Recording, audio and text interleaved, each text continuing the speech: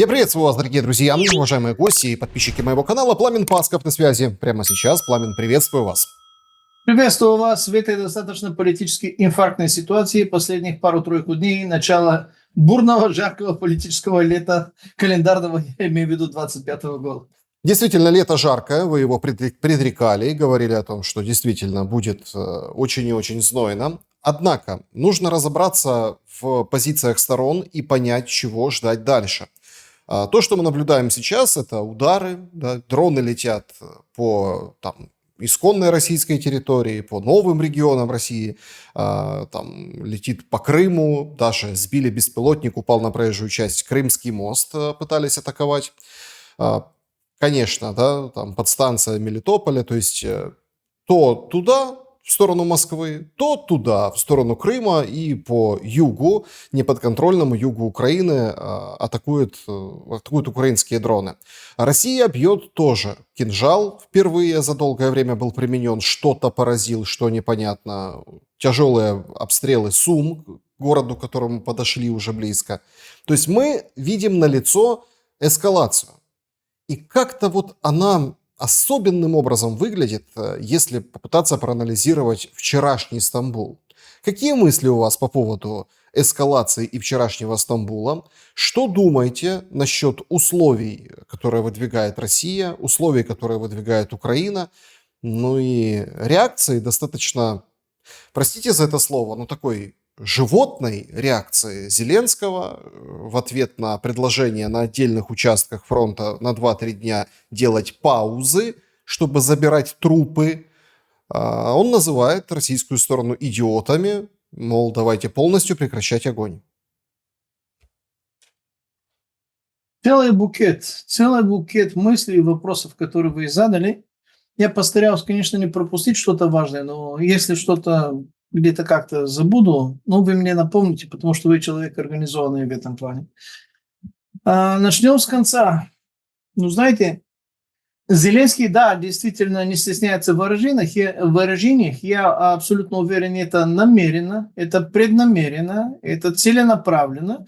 Это не просто плохой самоконтроль, либо там эмоциональное неравновесие. Это совершенно целенаправленно.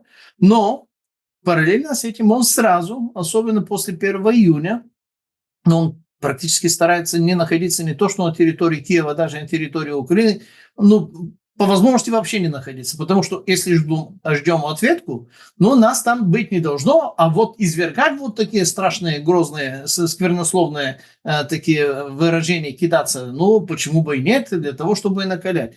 Александр, для меня самый главный вопрос, который возник после того, как в 3-й раз Россия пропустила по своим стратегам подобный удар, и причем, если первые 2 раза это было в декабре, в начале и 22 декабря, 5, по-моему, и 22 декабря еще 22 года, когда они били, опять же, дронами по Энгельсу, который рядом с Саратовым, и по Дягилеву, который рядом с Рязанью, там была какая-то определенная логика. Да, бьешь по стратегам, соответственно, дергаешь за хвост, дразнишь гусей ядерную доктрину России, можешь нарваться на многое чего, а потом в прошлом году они изменили, скажем так, порог чувствительности своей ядерной доктрины, они снизили еще ниже, то есть они уже готовы рассматривать как совиновные и, соответственно, легитимными целями для своей ядерной триады те страны, которые помогают или были в каком-то там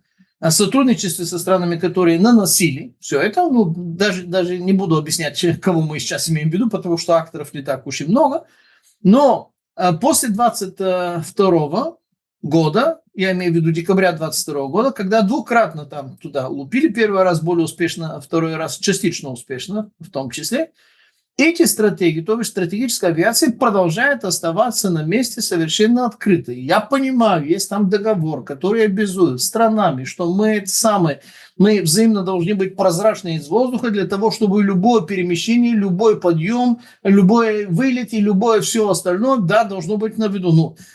Извините, если одна из сторон а именно Соединенных Государств Америки. С первого дня, можно сказать, до первого дня. Можно сказать, 16 июня 2021 года, когда была встреча на берегу славного Женевского озера Джозефа Байдена с Владимиром Путиным, 2,5 часа, не буду напоминать, я там уже подробные ролики, у вас тоже, я уверен, есть подробные ролики, причем с ключевым таким финалом, который тогда сначала вообще-то пропустили, чтобы Байден сказал, месяца через 6 посмотрим, Путин сдержит ли слово, то, о чем мы сейчас договорились. Значит, они договорились тогда еще на какие-то 6 месяцев, когда мы потом увидели и ультиматум Рябкова, и все остальное, и военно-технические средства, и дальше, и дальше. Все понятно.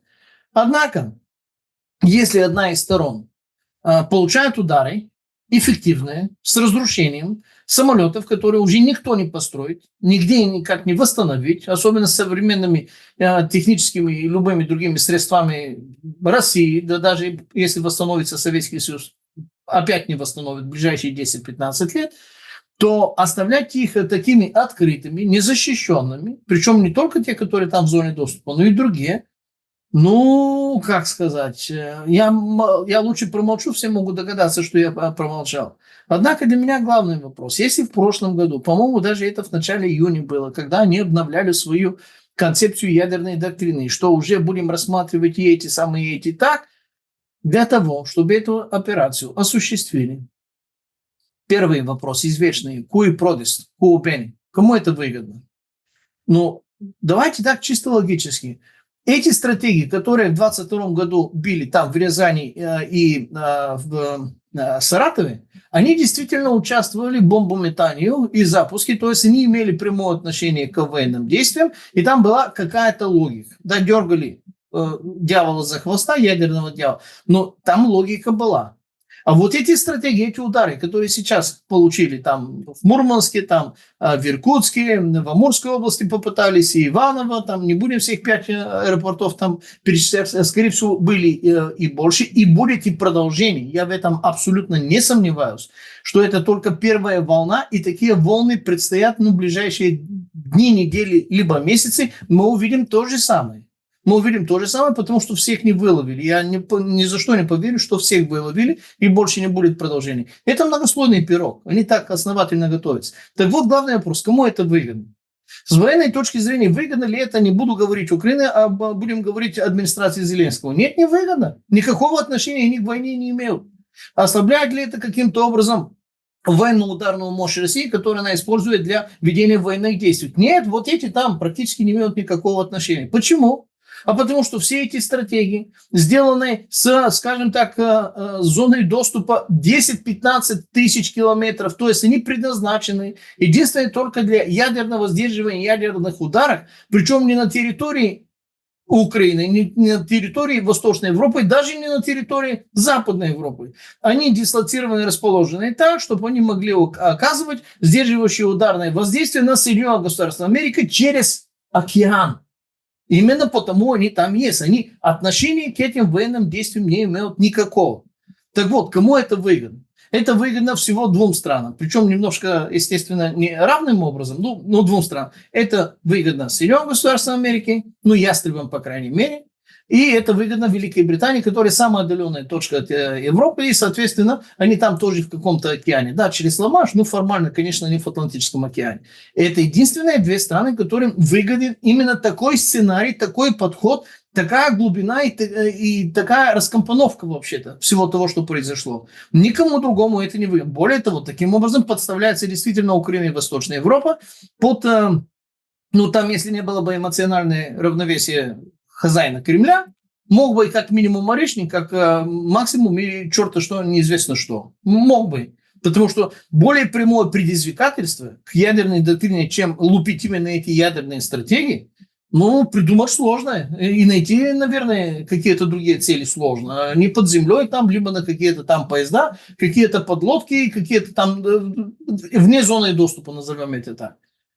Так что мне видны вот такие выгодополучателей. Украина и даже Зеленский, и даже руководство Киева сейчас не выгодополучатели от этого. Да, вот эти подрывы мостов – это чистый терроризм, чистой воды, чистое военное преступление, потому что это гражданские объекты, гражданские пострадали, ничего военного там не было. Это это терроризм, выведенный на уровне государственного терроризма. И это не впервые, к сожалению. Да, обе стороны совершали военные преступления, здесь слов нет, невозможно сказать, одни хорошенькие, беленькие, пушистые, другие такие звери, понимаете. Все не без греха здесь. Но это конкретно чистый государственный терроризм, никак по-другому. Но это хотя бы имеет какую-то приближенность и какое-то, скажем так, логистическое отношение к передвижению войск и желез составов и так далее. То есть косвенным образом хотя бы можно и такое как нарисовать. А, эти два выгодополучателя, один из них растревожился, потому что была утечка, и там, наверное, вы тоже либо комментировали, либо даже видели, как американские средства массовой информации говорили, что Зеленский поставил в известности Дональда Фредериковича Трампа о том, что будет такой удар, потому что, ну, знаете, я вам такую небольшую тайну открою. Он не может его не поставить в известность, потому что это действительно все вопросы, которые касаются ядерных таких, неважно с той или с другой стороны, он не может его не поставить в известность. Это может быть под грифом секретно, суперсекретно или немножко секретно, но он не может не поставить его в известность. Не могут не быть поставлены в известность и британцы по той простой причине, что они всем этим координировали, планировали, организовали. Я даже уверен, физически участвовали на 60, а то и на 80%, чисто физически во всем этом, в том числе и в Челябинске, в том числе и все остальное. Это британская, по большому счету, разработка, не настолько украинская, как бы там не хотели сейчас присваивать или монополизировать вот этот военный успех, если сочтем это военным успехом. Уничтожение некоторых стратегов, которые никогда к этому военному конфликту никакого отношения не имели и не могли бы иметь, и они не для этого сделаны. Это просто такой большой, тяжелый, репутационный, экономический и так далее ущерб. Это не военный ущерб с точки зрения вот этого военного конфликта. Естественно, то, что в Стамбуле, то, что вы спросили, но получили как раз ровно то, что и ожидалось. Меморандум российский, который опоздал, который не был опубликован, потом был опубликован, позже был, можно его, конечно, зачитать, в котором тоже числятся вещи, которые даже при максимальном желании на то и у Умерова, и Зеленского, которого желания, естественно, нет и в поминке, по крайней мере, на сегодняшний день, ну, даже если оно было бы, они не могут на это пойти, не могут такой даже меморандум, хотелка, то бишь напоминалка, типа, подписать, потому что для согласия с этими пунктами нужны конституционные изменения. Возвращаемся опять по кругу, практически в каждой передаче напоминаем. Первое – прекращение огня, второе – снятие военного положения, третье – назначение выборов, четвертое – проведение выборов, пятое – по результатам этих выборов провести конституционные изменения, которые сделают хоть некоторые из этих пунктов возможные даже для обсуждения. Без этой очередности, без этого алгоритма невозможно. То есть можно обсуждать что угодно, ничего не получится. С украинской стороны тоже действительно интересное такое предложение. Трупами будем меняться. Причем трупами будем меняться по сценарию, который сразу российская сторона назвала вот это предложение издевательством. И это предложение было сделано именно для того, чтобы российская сторона не согласилась. Почему?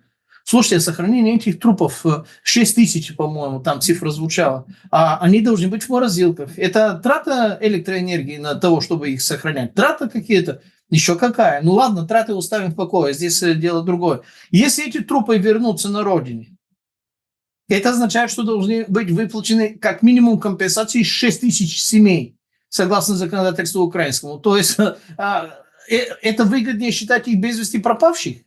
Естественно, компенсации не платятся.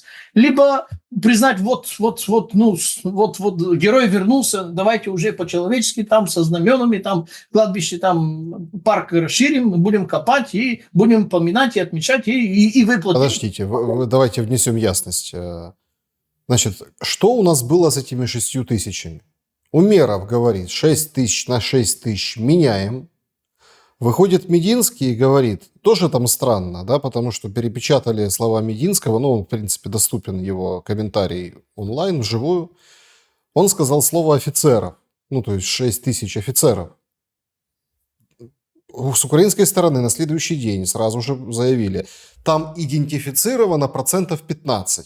То есть мы понимаем, 85 надо еще долгие, нудные вот эти все ДНК-тесты, находить вообще этих родственников, кто что это вообще за тело и так далее. То есть мы уже понимаем, то есть из этих 6 тысяч готовы заплатить 15%. И то, как платят сейчас гробовые в Украине, это сначала 3 миллиона, а остальные 12 там, в рассрочку на 3 года по частям получает семья.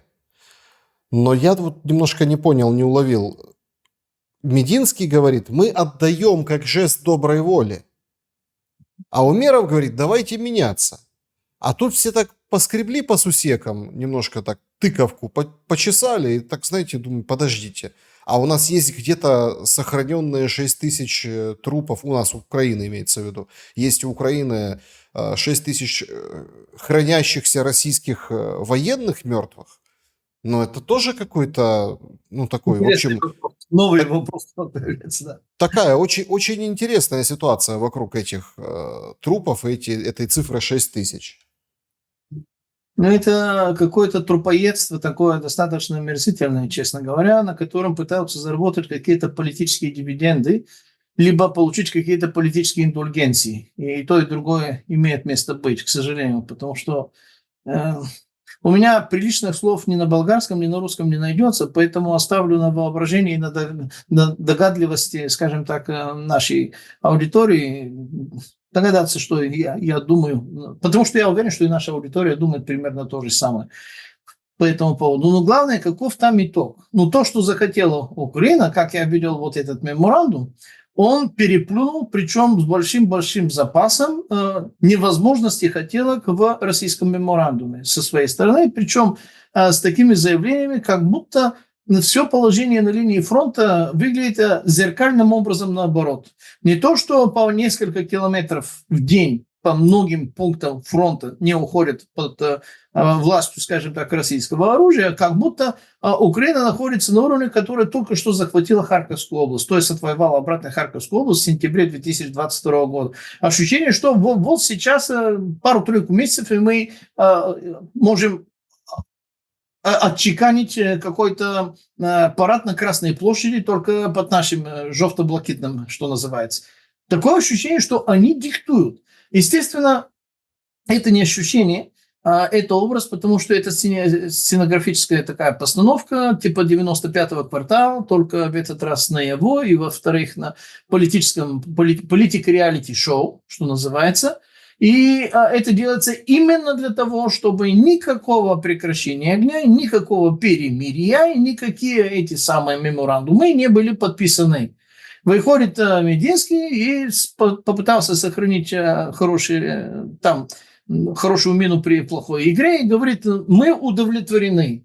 Ну, удовлетворены чем? Тем, что документы украинская сторона подавала двухязычным образом, то бишь на украинском и на английском, но общались на русском, но неофициально, конечно. Или то, что в этом меморандуме невозможно даже всерьез обсуждать, либо рассуждать не над одним из этих пунктов. Я даже не хочу их перечислять, наверное, вы это уже делали, наверное, наши зрители это делали, поэтому повторять все это не стоит. Единственное хорошее то, что пообщались, обсуждали поменять пленных, военнопленных. Я так понимаю, требование украинской стороны было всех на всех, потом сошлись на опять какие-то тысячи на тысячи, но этот вопрос тоже обсуждаемый, живых я имею в виду, живых. И пункт третий, что они сейчас будут обмениваться трупами, которые мы только что обсудили, поэтому повторять не будем. И пункт четвертый, обе стороны должны как-то довести переговоры до уровня того, чтобы подготовиться к встрече первых лиц, чтобы довести материальную часть и обработку документов и договоренностей до уровня, когда первые лица должны встретиться. Если кому-то это звучит, что это произойдет через недельку, 2-3, ну максимум месяц-два, ничего подобного, это может тянуться годами. Это может и никогда не осуществиться. Причем именно с такими темпами, с таким трендом, пока кто-то не возьмет, пока, например, российская армия не дойдет минимум от 5 до 12 пунктов до славной реки Днепр, захватив или там полуокружив там, либо Кременчуг, либо Александрию, либо Днепр, либо добраться до Бровары, до Киева и так далее и тому подобное. Если это не произойдет, ничего скоро подобного не будет. Но еще раз, главный вопрос, Александр. Мы не то, что на пороге, а мы сделали уже один шаг именно к ядерной части вот этой войны. Потому что ядерную доктрину в России никто не отменял. То, что Путин в прошлом году так ее озвучил, и все думали, ого, субъектно, серьезно, это уже, практически с нами никто так издеваться больше, и шутки с нами плохие и так далее. А вот сейчас оказывается, что либо Соединенные Государства Америки прямиком посодействовали этому удару и должны быть включены в этот список, либо как минимум Великобритания и Франция к этому имеют прямое участие, они тоже должны быть включены в список. дальше то ли орешником, то ли чем-то другим. Будет ли, ну, скажем так, согласно ядерной доктрине, удар по центру принятия решений? Потому что много-много-много-много раз президент Российской Федерации Владимир Владимирович Путин говорил, мы не будем больше нянчиться и цацкаться с, скажем так, прокси, так называемым. Мы будем, если что, бить по центрам принятия решений. Хочется посмотреть на этот список центров принятия решений, который ему видится. Потому что пока что за границей Украины я ни одного, не то что центра, ни одного удара на территории какого-то предположительного государства, где мог бы находиться какой-то центр принятия решений, не вижу. Мало того, что они, понимаете ли, в Турции, ну, там переговоры должны быть нейтральной стороны. Какая она нейтральная, когда валила русские самолеты, когда убивали русского посла Карлова на своей же территории, когда они вооружали Украину своими байрактарами. То есть я не говорю, это хорошо или плохо, это просто смотрится, ну честно говоря, не по правилам жанра, и не только не по правилам жанра, который выставляет русскую сторону в позицию слабости, если вы соглашаетесь переговаривать в Стамбуле. Слушайте, русский император Александр II, царь-освободитель, был буквально 20 километров от Стамбула в 1878 году в начале марта месяца. В результате 12-й по счету русско-турецкой войны, русско-турецких войн было 12, сражений было 144, а Российская империя воевала с Османской империей 349 лет. Они Нет, просто... смотрите, Стамбул как площадка устраивает, конечно, Российскую Федерацию, они об этом заявляют сами. Тут как бы дело, наверное, не сколько в площадке. По поводу нейтральности есть вопросы к организации, конечно, есть, тут не без этого. Но тут же интересная как бы история. Оказывается, до встречи, то есть час с копейками посидели эти делегации, там 14 человек, там около десятка, то есть друг напротив друга. Час с копейками это длилось. Ну, и все, собственно. И как бы те показали меморандум, эти показали меморандум, договорились об этом. Я так понимаю, что основные договоренности все-таки случились на встрече до Мединского и Умерова. Как главы делегации, они там вроде как 2,5 часа до самой встречи, до переговоров сидели, что-то обсуждали, как бы с глазу на глаз, без всех вот этих экспертов.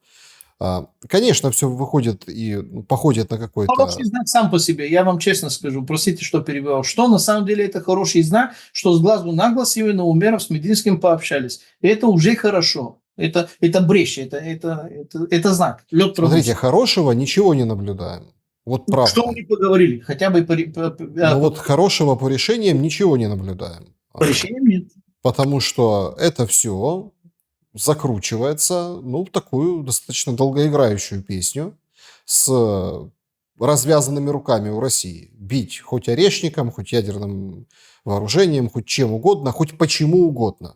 И то, что вот сегодня, прошлой ночью Украина ударила по Мелитополю, по подстанции, было отключение, это как бы сигнал, да, что теперь будут выключать как минимум, да, выключать Украину от электричества или там наносить удары по логистике. Точно так же был прилет в том же Николаеве кинжалом, тоже проблемы со светом в регионе были. То есть мы понимаем, начинается жара, лето становится жарче, и вот примерно такой же вот блэкаут переживали 2 года назад в Украине, и теперь мы видим, что не только зима и холод, как, скажем так, отягощающее обстоятельство вот этих блэкаутов, и жара прежде всего. Пламен. Так а что Америка? Вот как-то вот вы так пытаетесь, собственно, сказать. Вышла там Левит, Трамп молчит, как рыба об лед. Левит вышла и сказала, что мы против войны, надо садиться договариваться. То есть задача как? Усадить у Америки стороны за стол переговоров с прямыми переговорами, а потом в определенный момент уйти. А в какой момент? Или остаться, а ради чего? Потому что все-таки, объективно говоря, позиция меморандумов, в России интереснее меморандум, чем в Украине. Интереснее с точки зрения, цепочки происходящего. У Украины это фактически формула мира. Вот вы как бы давайте остановимся, прекращение огня, будем сидеть дипломатически беседовать, как вы уйдете, еще и заплатите, и все вернете, и если что, соберем деньги. То есть, в принципе, это формула мира, там это носится еще со Швейцарией с этим всем. То есть ничего нового принципиально в украинском меморандуме мы не увидели. Это старая позиция Зеленского. В российском меморандуме понятно, что все упирается в вывод. Вывод. Все остальное, вывод войск за пределы так называемых новых территорий российских. Те, которые не присоединили украинские территории по своей конституции. Не хотите вывод? Ну тогда по-другому. Да? Прекращение военного положения, остановка бусификации и так далее, и так далее. То есть там есть варианты. Как вам кажется, будут в дальнейшем развиваться события? В списке хотелок вот этих двух сценариев меморандумов обязательно нужно представить и третий список. Можно и четвертый, если считать сценарий Виткофа от 17 апреля и от 25 апреля 2025 года. И, наверное, многие будут удивлены, но те, которые следят за этим, не должны удивляться, что и в том, и в другом меморандуме вкраплены некоторые из этих пунктов Виткофа. В конце концов, если пока что список Виткофа недостаточно плотно присутствует и в том, и в другом меморандуме, я имею в виду в российском и в украинском, я уверен, что американская сторона никуда не будет отходить, даже если они будут об этом громко кричать, либо там мамой клянутся. То, что вы сказали, Кэролайн Либбет вышла и сказала, ну да, они даже заставили этого же журналиста, который говорил, что Трамп был поставлен в известность, и отозвать свои слова обратно, потому что Трамп был типа в полном неведении. Ну да, сделаем вид, что мы и этому поверили, что бы и нам не жалко в конце концов. Главное, чтобы все было хорошо. Ну, будет ли это хорошо? Трамп просто дождется, пока оба эти Владимира истощатся, и, согласно китайской пословице о мудрой хитрой обезьяне, которые наблюдают, как два тигра сражаются в долине, дожидается конца схватки для того, чтобы потом прийти, забрать шкуру убитого тигра, добить убитого победителя тигра и забрать обе эти шкуры. То есть Трамп дождется, пока эти два Владимира уточнят большим кровопусканием, большим массовым человекоубийством дополнительным и разрушениями экономики, энергетик своих в том числе, естественно. И пока они созреют, как спелый фрукт, не надо тянуться, чтобы его там достать и оторвать. Не-не-не, он сам упадет. Это вопрос технологического времени, не буду ванговать, сколько это займет, месяц, два, три или больше. Это зависит, естественно, и от других кандидатов заполучить вот этот спелый фрукт под названием коалиция желающих, конечно. То есть есть там некоторая англосаксонская демократическая конкуренция насчет, кто первым достанет вот этот фрукт, причем с двумя лицами Россия и Украина, что называется. И к моменту, когда обе стороны будут готовы и согласны в амнистию по счету редакцию своих меморандумов включить хотя бы от 60-80% пунктов, которые были 17 и 25 числа озвучены Стивеном Виткофом, в Reuters это было. Первый раз это был перечень из 19 пунктов, можно это легко найти. Второй раз это были не нумерованные пункты, а несколько блоков с подзаголовками, где там то же самое, только немножко по-другому. Есть некоторые изменения, но они, скажем так, имеют уточнительного и конкретизирующего характера. Ничего сильно не поменялось. То есть я уверен, что сейчас заставят обе эти стороны идти большим трудом, большим боем, большой кровью и большими потерями именно к этому же сценарию. Если и та, и другая сторона попытались хитрить и, грубо говоря, вилять, ну ладно, у Трампа есть достаточно чем серьезным заниматься. Не получилось вписаться в 100-дневном сроке, дальше уже не имеет значения, впишется ли он в 150 или 200-дневном сроке. Критический рубеж был 100-дневный срок, когда он хотел отрапортовать согласно американским традициям, американским голосоподавателям, в чисто такие политические традиции, хотел и это отрапортовать. Не получилось. Дальше Вопрос цена, вопросы технологического времени, когда он это сделает. Поэтому он сейчас фокусируется на другого, не опуская не только из мониторинга, но и из-под контролем вот этих процессов. Но меморандум напротив меморандума. А вы почему думаете, что украинская версия меморандума, хотя разговаривали по-русски, она была двухязычной, она была на украинском и на английском. Украинский недостаточно, что ли? Он же государственный. Зачем это и по-английски? Для того, чтобы вот эти большие англосаксонские сахибы, они понимали, что было включено в этом списке украинского. Для господ это делается, не делается для русской делегации, в конце концов. Они тоже люди, которые знают английский, но им это не так сильно принципиально. А господа, они не обязаны знать ни украинский, ни русский. Они знают только английский. Поэтому меморандум украинский, он именно так и приготовлен. Поскольку сейчас... Вы правильно заметили, к сожалению, речь идет о большом ужесточении, то бишь, я думаю, это более правильное родное слово, синоним вот этой неродного слова эскалации, ужесточение военных действий идет, и глубина, и ширина, и болезненность, и, скажем так, и зверства, они будут увеличиваться, потому что за кратчайший период времени обе стороны должны созреть, а это означает, должны истощиться. Истощение получается путем увеличения этого ужесточения. И тогда, когда они будут готовы, вернемся именно еще раз. 17 апреля 19 пунктов, 25 апреля несколько блоков. Можно их найти и на русском, и на любом другом оригинальном, можно так сказать, языке. Именно это и будет происходить. Я продолжаю быть уверенным, что выборы на Украине будут проводиться до конца этого года, что другой президент, может быть и тот же самый, если удастся его избрать, хотя я в этом категорически не верю. Дерзну еще раз ванговать, что не Зеленского выберут, либо Зеленского не будет, чтобы его выбрали, либо Зеленский не будут баллотироваться на эти выборы, чтобы он сейчас не говорил и чтобы это другое там не рассказывали. Каким-то образом не будет он новым президентом. Если он будет, значит, я очень крупно ошибся, я в этом буду готов честно признаться на случай, если это случится. Я тоже не безгрешный, могу ошибаться.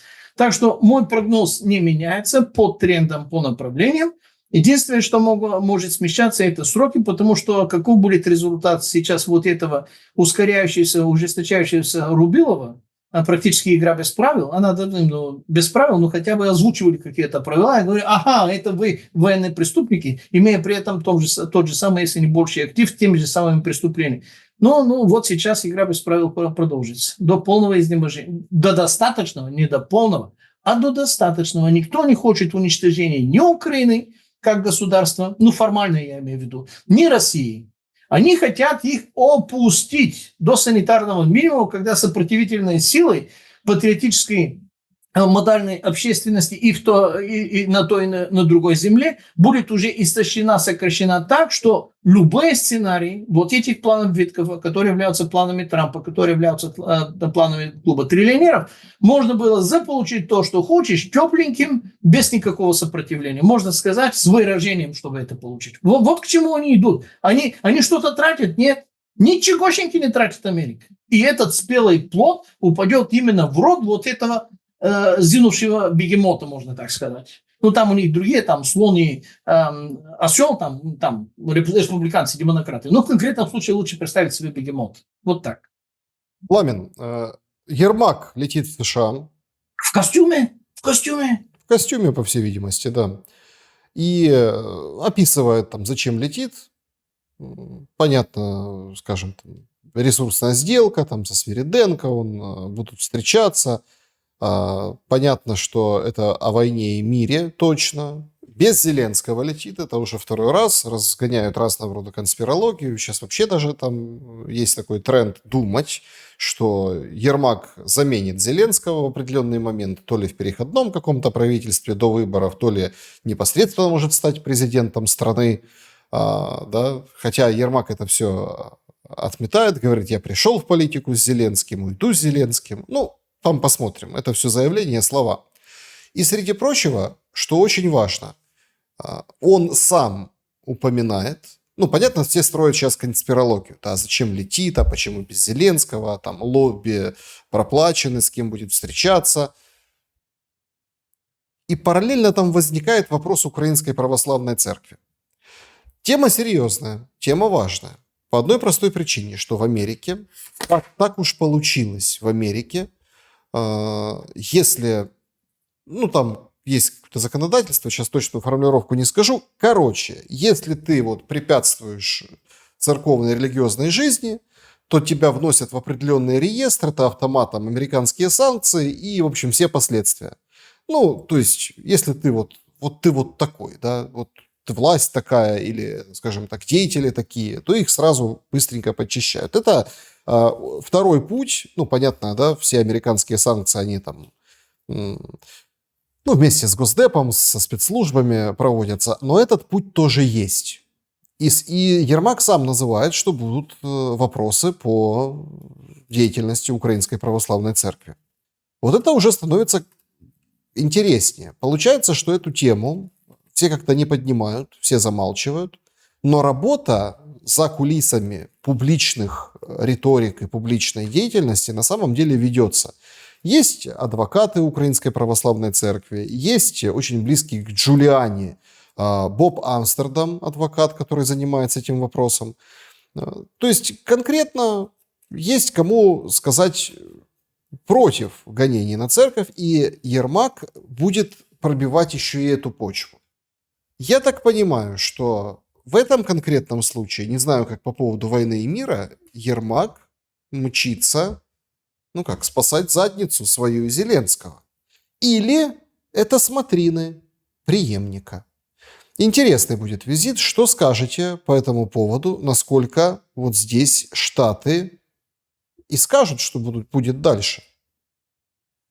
Но, наверное, это один из немногих случаев, когда я дерзну не согласиться с мнением Алексея Николаевича Арестовича, который считает Ермака, ну, скажем так, дежурную тень Зеленского с нулевой субъектностью и в качестве, скажем так, единственное только служащего халуя, что ли, бюрократического халуя. Ну, я, конечно, сейчас грубиянствую, он такое не говорил, чтобы никто не сказал, что я ему какие-то слова там в рот. Ну, по крайней мере, мое личное восприятие примерно было такое.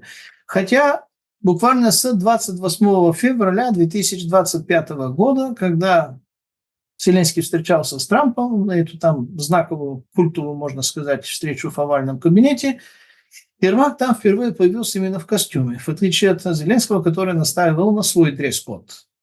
И я тогда говорю, что это один из тех людей, у которого есть, очевидно, предварительная уже, хотя и неофициальная, но зато реальная, может быть, даже серьезная договоренность, что как минимум будет включен в списки вероятных будущих кандидатов на пост президента с американской стороны. То есть, таким образом, со стороны Америки будут как минимум 2 преферитти, а со стороны Великобритании будут от 1 до 2 преферитти, а со стороны Украины либо украинских олигархов, если что-то и предусматривается, это только в качестве фона, который не должен иметь не составлять никакой угрозы, и он должен быть просто в качестве массовки. Это я еще тогда говорю, другие мне говорили, да ты ничего не понимаешь, ты не знаешь. Слушайте, из всего того, что я наслушался, начитался, внимательно осмотрелся, в том числе и на поведение, на отношение Андрея Ермака, у меня ощущение, что Зеленский сильно более талантливый, но Ермак сильно более умный и, что более важно, он более опытный бюрократический аппаратчик. Он аппаратчик, во-первых, по сущности своей и по опытности своей, большой причем, и он умеет и знает, как стелить предварительно солому для того, чтобы, если даже упасть свысока, не сильно больно ушибиться. Вот по поводу этой встречи Украинской церкви, когда я слышу слово Украинской церкви, это для меня все то же самое, когда я слышу слово Македонская православная церковь. Ну, ребята, ну уж извините, но историю как-то никто не отменял, другой она не была. Херсонес находится на территории нынешней Украины. Но тогда на Херсонесе князь Владимир крестил кого? Он крестил Киевскую Русь, никакой Украины он не крестил. Когда Лавров, Печорский... Не-не-не, он в Херсонесе он крестился сам. Да, он крестился сам. А на Днепре в 988 году он крестил Русь. Да, спасибо за поправку историческую, это важно, вы совершенно правильно сделали. Так что я не припоминаю даже этого слова, не будем говорить о какой-то церкви. Церковь – это институт очень консервативный. Консервативный, потому что они являются хранителями не просто знаний, скажем так, возможность методы общения с Богом, с мирозданием и с ориентацией человека, который делает человека отличным от животных. И когда кто-то сейчас говорит, ну, УПЦ такое, а вот это другое, а вот это московский патриархат, это ужас. Какой он московский? Это всероссийский. Он поэтому называется всероссийским. Я честно буду признаваться, что вот этот нынешний российский патриарх, он тоже не мой любимчик в силу определенных, скажем так, жирных пунктов его трудовой биографии, не только трудовой биографии, которые, ну, мягко говоря, когда слышу слово православие и патриарх, то бишь старший отец, по крайней мере, я представлял себе другой, я видел другой, и я думаю, что весь этот народ многострадальный и вообще-то духовный заслуживает сильно что-то другое. Но не мне это решать. Я просто говорю в качестве наблюдателя, который со стороны это смотрит. Но американцы действительно очень остро, очень чувствительно, можно сказать, даже немножко алогически, то бишь трудно им для понимания, относятся ко всем вопросам, когда кто-то наступает на пятки, либо игнорирует, либо относится презрительно или агрессивно к любым другим там верам и исповеданиям. Я так на минуточку скажу, что американцы, когда говорят, что у них это территория свободы, что это свободная страна, она свободная в том числе и до того, что политический плюрализм, хотя реально, естественно, есть всего две партии, так этот дуализм задуман, но там вы найдете в списке зарегистрированных партий, в том числе американская фашистская партия. И она не запрещена законом именно потому, что закон разрешает регистрацию абсолютно всех политических взглядов до того момента, как ты не начнешь нарушать закон. Если ты физически, а не просто вербально и на взглядах, и на намерениях не нарушаешь закон, то ты можешь зарегистрировать церковь сатаны. И, о чудо, у них есть зарегистрированная церковь сатаны. Под финал Барака Хусейна Обама II именно это и было сделано. Зарегистрировали ведь именно церковь сатаны, черт возьми. Простите за сквернословие. Если кто-то посмотрит, есть такой город Литл Рок, который является столицей государства Арканзас, потому что штат означает государство. Это «эл-стату», латинское слово, испокон времен означает именно государство. То есть Соединенное государство Америки – это именно Соединенное государство, это федеративное государство.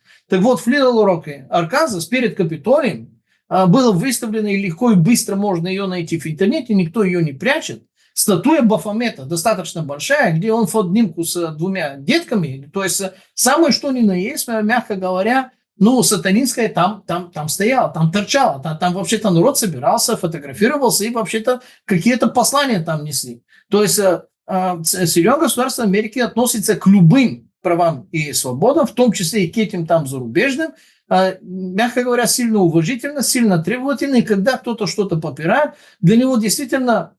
Для Соединенных Штатов Америки это действительно сразу начинает маячить слово «диктатор». Кстати, давайте на минуточку вспомним, на прошлой неделе Зеленский еще раз получил титул диктатора от Дональда Фредериковича Трампа. Это, по-моему, 2 или 3 раза он уже его называл вот этим таким высоким титулом «диктатор». Хотя он, к сожалению, тоже пользуется словом «диктатор», не в настоящем смысле этого слова. Мы живем в королевстве слишком искаженных и искривленных зеркал, потому что римские диктаторы, их всегда было двое, никогда не был один. Римские диктаторы... Так, это всегда... здесь тоже двое. Подождите. Зеленский и Ермак. Чего вы? Тоже правильный совет, кстати. Так вот, ну, у вас Сената нет, то есть римские диктаторы... Сенат это СНБО. Не парламент, а СНБО. Слушайте, вы меня...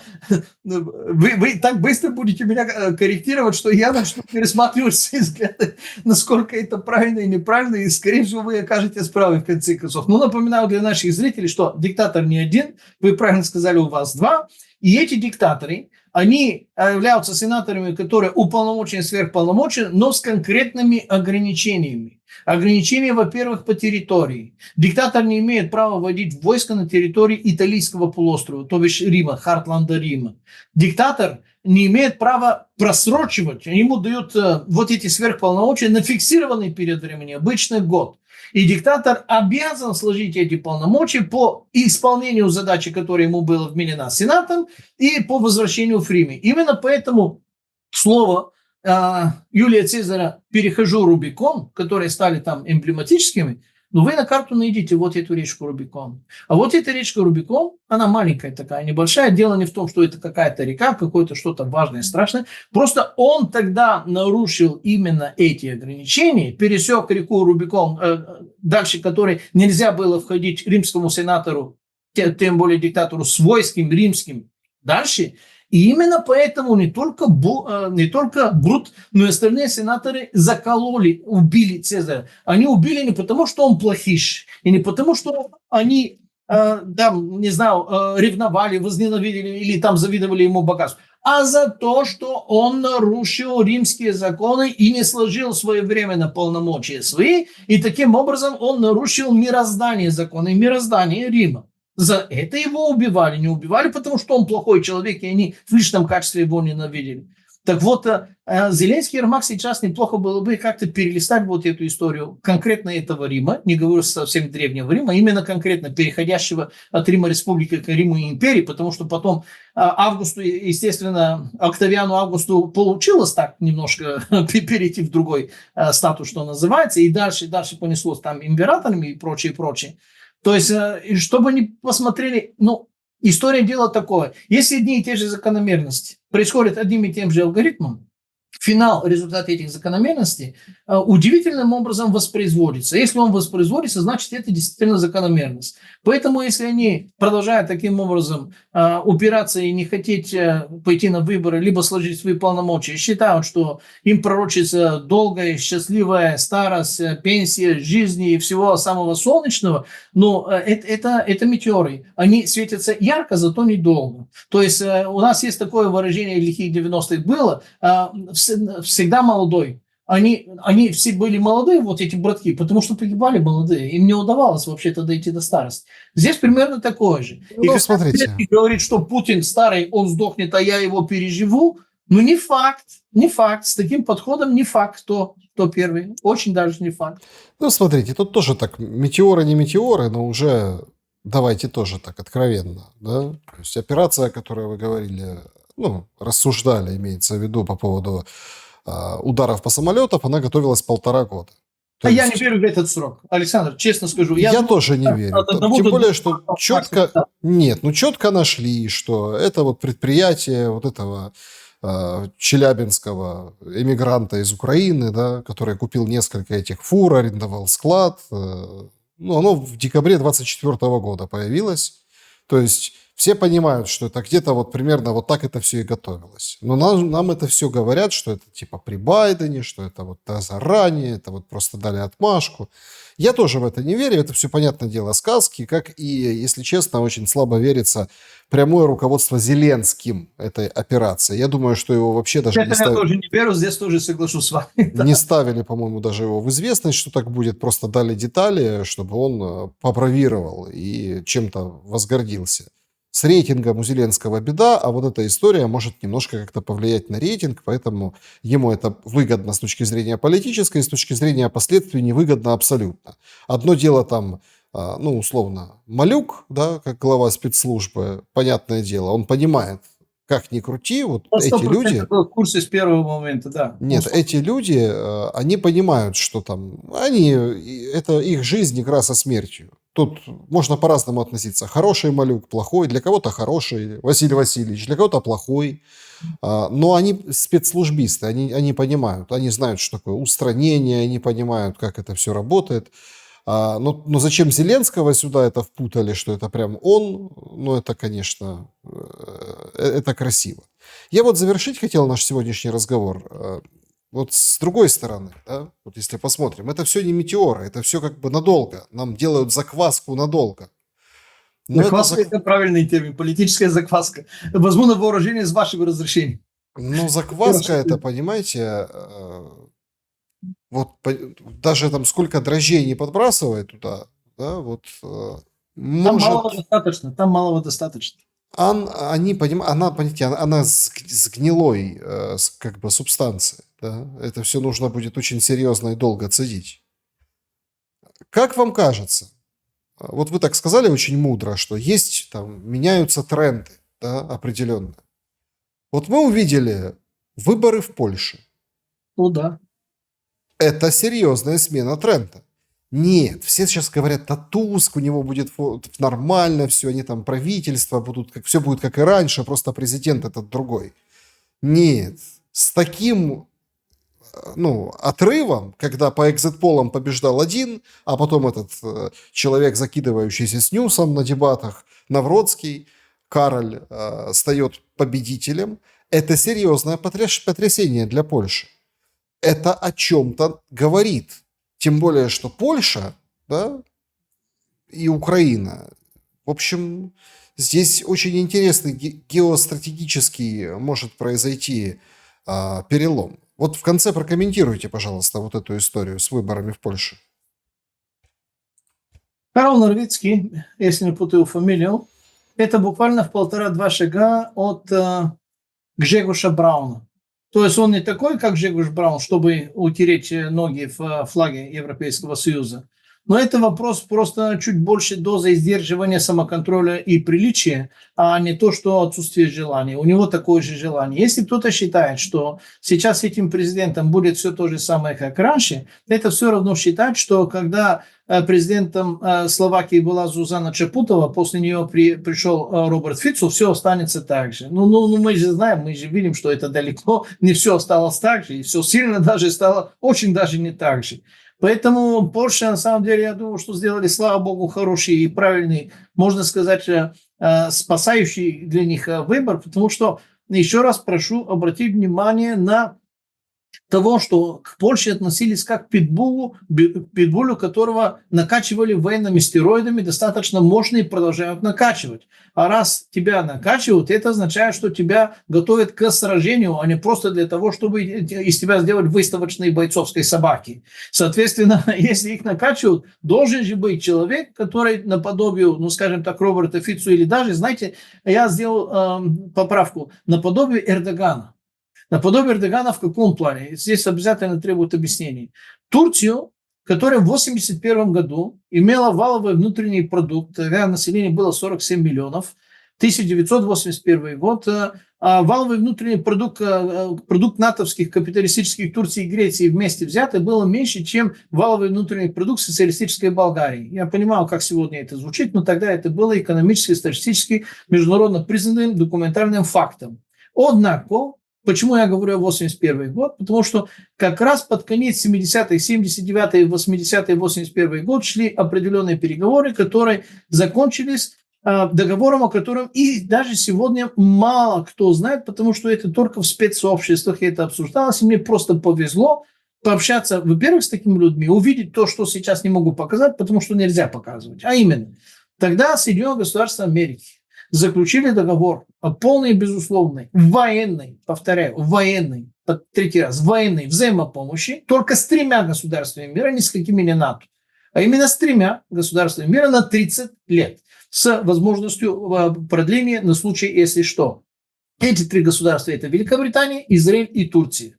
Именно с этого момента все было сделано так, чтобы все прямые соседи этих же 3 ключевых военных союзных Соединенных Государств Америки стали сильнее, чем все остальные свои соседи, либо сделали так, чтобы опустить все их соседей не только с военной, но и с экономической точки зрения. Если вы посмотрите вокруг да около государства Израиль, это видно простым невооруженным взглядом, даже обсуждать не стоит. Если посмотрим вокруг Великобритании, которая специально ради сохранения своей субъектности вышла референдумом из Европейского Союза, и как опускают сейчас Франции, особенно после 2015 года, это тоже не надо объяснять. Это можно, конечно, объяснять, но практически, на мой взгляд, не стоит. Это вопрос очевидности. Если посмотрите на абсолютно все географические, даже через море соседи Турции, за эти 30 с чем-то лет, 81 это практически почти 40 с чем-то лет, все соседи Турции тоже сильно ослабили, Советский Союз даже раздербанили, разгромили. А Турция с этого момента стали накачивать экономическими, финансовыми, технологическими, военными, политическими и любыми другими ресурсами. И Турция стала 8-10 экономикой мира. И именно тогда они стали производить практически все, в том числе F-16 у них там сейчас собирается. У них подлодки собираются, у них военно-морской флот собирают турки. То, что они строят автомобили, об этом даже не стоит рассказывать. Да, это сборка где-то более-менее отверточная, где-то более углубленная. Там двигатели, естественно, все еще другие. Но Турция сделала рывок, который был не потому, что турки внезапно поумнели, внезапно стали более лучше организованы, потому что это было согласованное коллективное решение, и для них все это поле было расчищено, и им шприцовали нужное на то количество. И все готовили Турцию к тому, особенно британцы, чтобы Турция пошла против большую Россию. Турция времен Эрдогана отказалась это сделать, после особенно сирийской заварушки, после особенно когда эти два турецкие F-16 сбили российского самолета, именно потому что эти F-16 управлялись американским AWACS, Sentry AWACS, это корабль, который является координатором, то есть любой американский истребитель, любой американский самолет, военный самолет, он может управляться дистантным образом американской же внешней воли, практически почти без участия пилота, либо даже игнорировать пилот, если на то есть необходимость. Вы покупаете американское вооружение и думаете, что если заплатили, оно ваше. Ха-ха, не надо смешить, мы подковой, что называется. Это так всегда. И Эрдоган, который отказался идти против Турции, ему устроили, если помните, попытку переворота 14 июля 2016 года, когда просто пытались его убить. Это демократы это сделали. Как все это произошло? И после этого момента стали наказывать и убивать турецкую лиру, убивают турецкую лиру, опустив ее практически в 50 раз. С 2016 года по сегодняшний день турецкая лира, которая тогда стоила вровень с болгарским левом, сейчас это меньше, чем 2 стотинки, то бишь 2 копейки болгарские, что называется. И это не потому, что турки отказались работать, либо на них обрушился какой-то спонтанный, изношенный там или амортизационный экономический. Не, они продолжают пахать, как вообще-то южнокорейцы и как японцы, просто их давят именно рублем, вернее, лирой, вернее, турецкие банки – это внешнеуправляемая институция, потому что это центральный банк, а не национальный банк. Соответственно, Эрдогана наказывают, но Эрдоган продолжает сопротивляться, отжимает земли у Сирии и продолжает вести свою войну на сохранение и на увеличение даже. Как будет вести себя этот новый польский президент, когда у них действительно имеется огромное количество вооружений, мне сложно, вернее, это долго представлять, и это вопрос, наверное, отдельного другого разговора. И я думаю, что в ближайшие пару месяцев возникнет не меньше, чем 2 минимум большие повода к этой теме вернуться. Я практически в этом уверен. Лабин Пасков был моим собеседником сегодня. Я благодарен за время и мысли. Спасибо вам огромное. Всех благ всем. И товарищи, братья, сестры, дамы, господа офицеры и все остальные непьющие сволочь, случайно попавшие на наши каналы. Пожалуйста, выключите свои телевизоры, включите мозги, и все остальное приложится. Всего вам доброго. Будьте с нами. Продолжение следует. Берегите себя, добра и света. Увидимся обязательно. До скорого.